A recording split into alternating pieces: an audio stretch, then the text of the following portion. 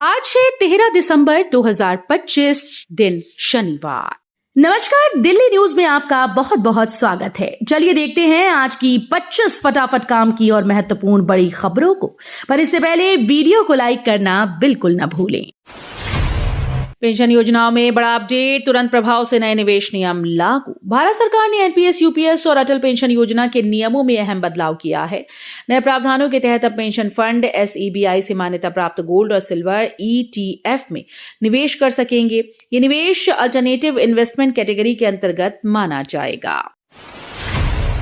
सरकार ने बदला मनरेगा का नाम, अब 125 दिन रोजगार की मिलेगी गारंटी। केंद्रीय कैबिनेट ने मनरेगा का नाम बदलकर अब इसे पूज्य बापू ग्रामीण रोजगार योजना कर दिया है। सरकार जल्द ही नया विधेयक पेश करेगी जिसके तहत ग्रामीण गरीब परिवारों को सालाना 125 दिन रोजगार की गारंटी मिलेगी, जबकि पहले 100 दिन काम सुनिश्चित किया जाता था। इस योजना के लिए 1.51 लाख करोड़ रुपए का बड़ा बजट आवंटित किया गया है। दिल्ली में प्रदूषण का अलर्ट। दिल्ली और एनसीआर में वायु गुणवत्ता फिर से बिगड़ गई। कई इलाकों में AQI 400 के करीब है। राजधानी में जहांगीरपुरी 401, आनंद विहार 386, रोहिणी 384 तक पहुंच गया।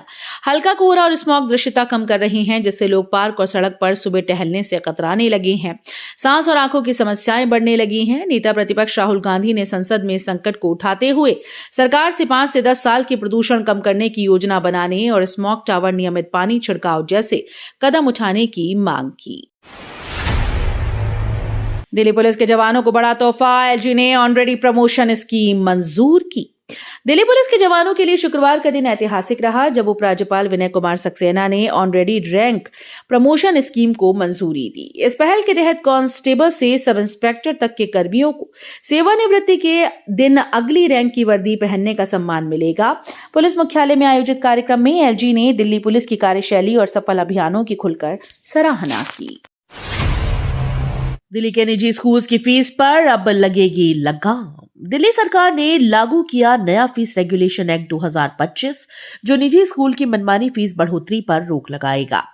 अब पंजीकरण, प्रवेश, ट्यूशन और विकास शुल्क की स्पष्ट सीमा तय है। छात्रों से केवल वही शुल्क लिया जाएगा जिसका वे लाभ उठाते हैं। फीस 30 साल तक स्थिर रहेगी और अभिभावकों से पैसे का पारदर्शी हिसाब रखा जाएगा। दिल्ली अब 13 जिलों में बची लाखों लोगों को मिलेगी बड़ी राहत। दिल्ली सरकार ने जिलों का पुनर्गठन करते हुए उनकी संख्या 11 से बढ़ाकर 13 कर दी। नए ढांचे से कई इलाकों की परेशानियां खत्म होंगी। शालीमार बाग, शकूर बस्ती और बुराड़ी के लोगों को अब काम कराने के लिए 10 से 12 किलोमीटर दूर नहीं जाना पड़ेगा, क्योंकि सभी सुविधाएं स्थानीय स्तर पर उपलब्ध होंगी। पुरानी दिल्ली को नया जिला बनाए जाने से चांदनी चौक और सदर बाजार जैसे भीड़भाड़ वाले क्षेत्रों की समस्याओं पर प्रशासन बेहतर ध्यान दे सकेगा। दिल्ली प्रदूषण नियंत्रण की बड़ी चाल, रिज्ड आरक्षित वन, सीएससी ने 6 पॉइंट प्लान दिया। दिल्ली में प्रदूषण से निपटने के लिए सरकार और विशेषज्ञ दोनों बड़े कदम उठाते दिख रहे हैं। दिल्ली रिज के 3606 हेक्टेयर क्षेत्र को आरक्षित वन घोषित करने की प्रक्रिया तेज हो गई, जिससे वातावरण को कानूनी सुरक्षा मिलेगी और 2026-27 में यहां 5 लाख पौधे लगाए जाएंगे। वहीं सीएससी ने दिल्ली की हवा सुधारने के लिए 6 पॉइंट प्लान जारी किया, जिसमें सड़कों पर गाड़ियों की संख्या घटाने, पब्लिक ट्रांसपोर्ट को मजबूत करने, पुराने वाहनों पर रोक और उद्योगों की कड़ी निगरानी जैसे उपाय शामिल हैं। 1984 सिख दंगा पीड़ितों को बड़ी राहत, 36 परिवारों को मिली सरकारी नौकरी। 1984 सिख दंगा पीड़ित परिवारों को बड़ी राहत मिली। मुख्यमंत्री रेखा गुप्ता ने कल 36 और पीड़ित परिवारों को सरकारी नौकरी के नियुक्ति पत्र सौंपे।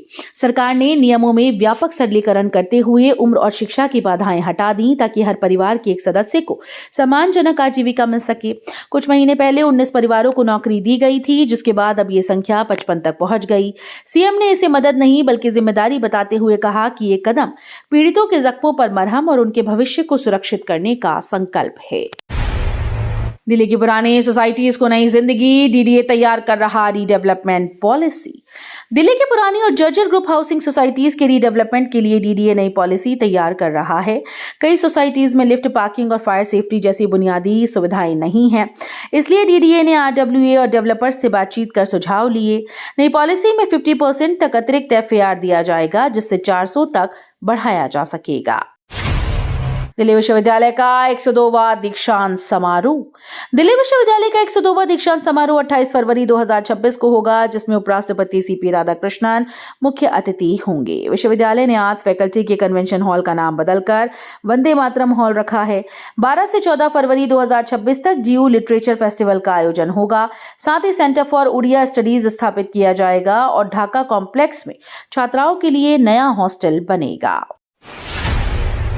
दिल्ली में Kashmiri style house boat centre MCD DDA की बड़ी अतिक्रमण विरोधी कार्रवाई जारी। दिल्ली में एक तरफ पर्यटन और आकर्षण बढ़ाने की दिशा में बड़ा कदम उठाया जा रहा है, तो दूसरी तरफ अवैध कब्जों पर सख्ती भी तेज हो गई। बासेरा पार्क में डीडीए कश्मीर शैली का शानदार हाउस बोट कन्वेंशन सेंटर बना रहा है, जिसमें देवदार और चिनार लकड़ी की नक्काशी और मल्टी डेक सुविधाएं होंगी। वहीं जनकपुरी द्वारका में एमसीडी ने 2000 मीटर क्षेत्र को अतिक्रमण मुक्त कर 75 से ज्यादा दुकानें और ढांचे हटाए। दिल्ली मेट्रो का दक्षिणी विस्तार। दिल्ली मेट्रो का दक्षिणी विस्तार शुरू हो गया। फेज 4 के तहत लाजपत नगर से साकेत जी ब्लॉक तक गोल्डन लाइन का निर्माण काम शुरू हुआ। ये कॉरिडोर 8 स्टेशन वाला पूरी तरह एलिवेटेड मार्ग होगा और दक्षिण दिल्ली के घनी आबादी वाले इलाकों को मेट्रो से जोड़ेगा।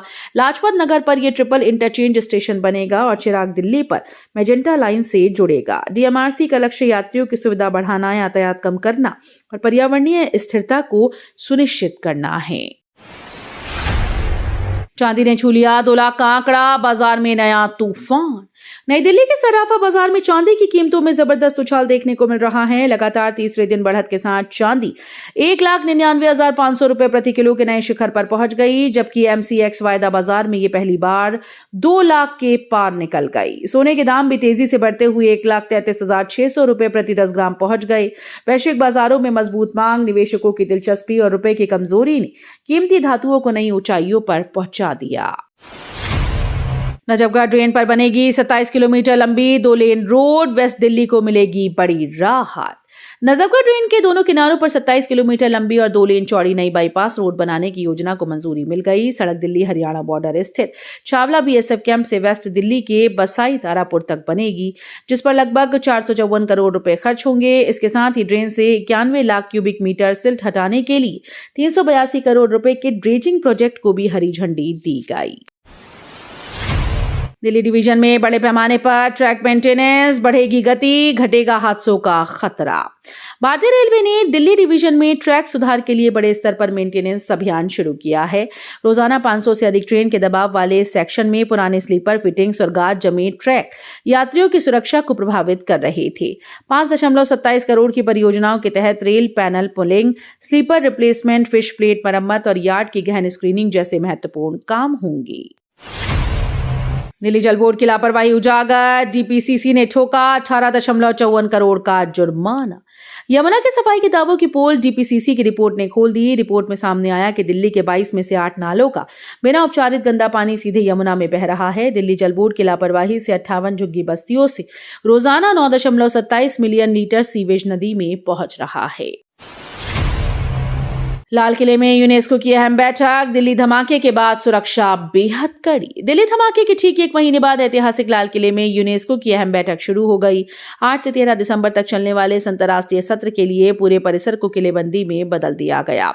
लाहौरी गेट से दिल्ली गेट तक सुरक्षा बैरिकेड्स की लंबी श्रृंखला बनाई गई, जहां हर प्रतिनिधि को सख्त जांच से गुजरना पड़ रहा है। सीआईएसएफ, दिल्ली पुलिस और अर्धसैनिक बल लगातार गश्त पर हैं।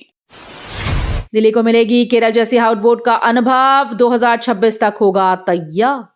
दिल्ली में पहली बार लोगों को हाउस बोट का अनोखा अनुभव मिलने जा रहा है। यमुना किनारे बासेरा पार्क में डीडीए लकड़ी से बना एक खूबसूरत हाउस बोट कन्वेंशन सेंटर तैयार कर रहा है, जहां अधिकारी और आम लोग मीटिंग, कॉन्फ्रेंस और खान-पान का आनंद ले पाएंगे। ये बोट पूरी तरह से बायोडिग्रेडेबल लकड़ी से बनेगी और स्टील या कंक्रीट का इस्तेमाल नहीं होगा, ताकि यमुना की इकोलॉजी सुरक्षित रहे। गाजियाबाद में 14 दिसंबर से पल्स पोलियो अभियान शुरू। गाजियाबाद में 14 दिसंबर 2025 से पल्स पोलियो अभियान शुरू होने जा रहा है। स्वास्थ्य विभाग का लक्ष्य है कि जिले के 5 साल तक के 13 लाख बच्चों को पोलियो की खुराक दी जाए। अभियान में 2100 टीम्स और 1600 बूथ तैनात किए गए। 7 लाख से अधिक घरों पर दस्तक दी जाएगी और हाई रिस्क क्षेत्रों में विशेष फोकस रखा जाएगा। पाकिस्तान के पीएम को पुतिन ने दिखाई हैसियत। तुर्कमेनिस्तान की राजधानी अशखाबाद में चल रही अंतर्राष्ट्रीय कॉन्फ्रेंस में पाकिस्तान के पीएम शहबाज शरीफ रूस के राष्ट्रपति व्लादिमीर पुतिन से मिलने 40 मिनट तक इंतजार करते रहे। जब उन्हें बुलावा नहीं मिला तो उन्होंने अपने सहयोगियों के साथ जबरन बैठक में प्रवेश किया। बैठक में 10 मिनट तक रहे और बातचीत सीमित रही। इस घटना के वीडियो वायरल हो चुके हैं, जिसमें शहबाज शरीफ कुर्सी पर बैठे और नाखून चबाते नजर आ रहे हैं। उनके इस कदम से पाकिस्तान की अंतर्राष्ट्रीय छवि पर सवाल उठ रहे हैं। मां और 2 बेटों ने की सामूहिक आत्महत्या, कमरे से मिला सुसाइड नोट। दिल्ली के कालकाजी क्षेत्र में एक दिल दहला देने वाली घटना सामने आई, जहां एक ही परिवार के 3 सदस्य फांसी पर लटके मिले। कई बार दरवाजा खटखटाने पर भी प्रतिक्रिया न मिलने पर पड़ोसियों ने पुलिस को सूचना दी। दरवाजा तोड़कर अंदर गए तो मां अनुराधा कपूर और उनके 2 बेटे आशीष व चैतन्य के शव मिले। पुलिस को घटनास्थल से एक सुसाइड नोट भी मिला, जिसमें परिवार के लंबे समय से अवसाद में होने का जिक्र है। मामले की जांच जारी है। आईआईटी दिल्ली में पहला clean air show case. Delhi में बढ़ते वायु प्रदूषण को देखते हुए मुख्यमंत्री रेखा गुप्ता की सरकार आईआईटी दिल्ली में पहला क्लीन एयर इनोवेशन शोकेस आयोजित करने जा रही है। दिसंबर के आखिरी सप्ताह में होने वाला ये सार्वजनिक कार्यक्रम उन तकनीकों को चुनने के लिए होगा जो PM 2.5 और PM 10 को तेजी से काम कर सके। देश भर से आई लगभग 300 प्रविष्टियों में से बेहतरीन टीम्स को विशेषज्ञों की ITEC कमेटी के सामने अपना मॉडल प्रस्तुत करना होगा। गोवा नाइट क्लब त्रासदी पर राजनीति गरमाई, केजरीवाल ने उठाए भ्रष्टाचार के आरोप। आम आदमी पार्टी के नेता अरविंद केजरीवाल ने गोवा के मुख्यमंत्री प्रमोद सावंत पर अरपुरा नाइट क्लब आग हादसे को लेकर जबरदस्त हमला बोला। दक्षिण गोवा में जनसभा को संबोधित करते हुए उन्होंने कहा कि 25 लोगों की मौत वाली इस त्रासदी पर मुख्यमंत्री को जनता से माफी मांगनी चाहिए। भूकंप जोखिम पर सुप्रीम कोर्ट सख्त, याचिका खारिज, तीखी टिप्पणी से किया सवाल। सुप्रीम कोर्ट ने भूकंप से होने वाले नुकसान को कम करने संबंधी दिशा निर्देश की मांग वाली याचिका खारिज करते हुए तीखी टिप्पणी की। याचिकाकर्ता ने दलील दी कि भारत की 75% आबादी उच्च भूकंपीय जोखिम वाले क्षेत्रों में रहती है और सरकार को इसके लिए ठोस व्यवस्था करनी चाहिए। इस पर पीठ ने पूछा, अगर इतनी बड़ी आबादी जोखिम में है तो क्या हम सबको चांद पर भेज दें? दिल्ली में ठंड और कोहरा भारी, रात का पारा लुढ़का, कई इलाकों में QI बेहद खराब। दिल्ली NCR में ठंड का सितम बढ़ रहा है। दिन में धूप जरूर निकल रही है, लेकिन रात का पारा लगातार नीचे जा रहा है। IMD के मुताबिक लोधी रोड पर दिन का तापमान 25 डिग्री से ऊपर है, जबकि न्यूनतम 8 से 9 डिग्री तक पहुंच चुका है। अगले 3 दिनों में तापमान और गिरने के संकेत हैं। साथ ही कई राज्यों की तरह दिल्ली में भी घने कोहरे का अलर्ट जारी है, जिसे 90 से 95% नमी और ज्यादा घना कर रही है। 944 करोड़ की ठगी का खुलासा, दिल्ली पुलिस का साइहॉक 2.0 बना साइबर अपराधियों का काल। दिल्ली में बढ़ती साइबर ठगी पर सबसे बड़ा प्रहार करते हुए दिल्ली पुलिस ने ऑपरेशन साइहॉक 2.0 चलाकर अपराधियों के नेटवर्क की रीढ़ तोड़ दी। 5000 से ज्यादा कर्मियों की टीम ने 10 राज्यों में एक साथ कार्रवाई की। 2 दिनों में 7015 संदिग्धों से पूछताछ, 1146 गिरफ्तारियां और 392 नई FIR दर्ज हुई। तो ये थी आज की बड़ी खबरें। रोजाना ऐसे ही सबसे पहले अपडेट पाने के लिए चैनल को सब्सक्राइब करना बिल्कुल न भूलें। धन्यवाद।